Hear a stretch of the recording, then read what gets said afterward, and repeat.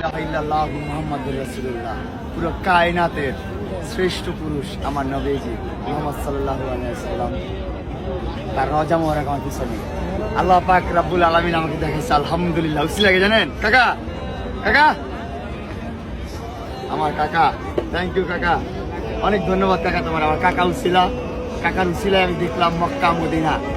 আলহামদুলিল্লাহ, আলহামদুলিল্লাহ। আল্লাহর কাছে আমার আর কিছু চাওয়ার নাই। আল্লাহ শুধু এখন লাইফটা সুন্দরভাবে পার করে দেখ, জীবনটা পার করে দেখ, এতটুকুতে আমি সন্তুষ্ট।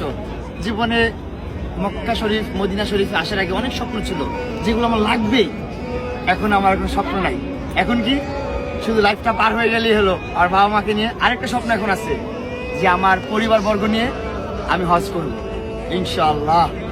আর আমার শ্রেষ্ঠ নবী মুহাম্মদ সাল্লাল্লাহু আলাইহি সাল্লামের রওজা মোবারক দেখতে যাবে একটু পরে আমি। আলহামদুলিল্লাহ, আল্লাহ পাক সবাইকে তৌফিক দান করুক। আমাকে যারা ভালোবাসে তাদেরকেও তৌফিক দান করুক, যারা আমাকে হেট করে তাদেরকেও আল্লাহ তৌফিক দান করুক। আমি দেখছি অনেক মানুষ নেগেটিভ কমেন্টস করে, আমার কোনো কষ্ট লাগে না ভাই এখন আর। এখন কি জানেন, ভোগে নয় ত্যাগেই সুখ। শুধু ত্যাগ করবো আপনাদের জন্য, আপনাদেরকে ভালোবাসি, লাভ ইউ। দোয়া রেখেন আমাদের জন্য, আল্লাহ পাক রব্বুল আলামিন যেন আমার ইবাদত কবুল করে। আসসালামু আলাইকুম।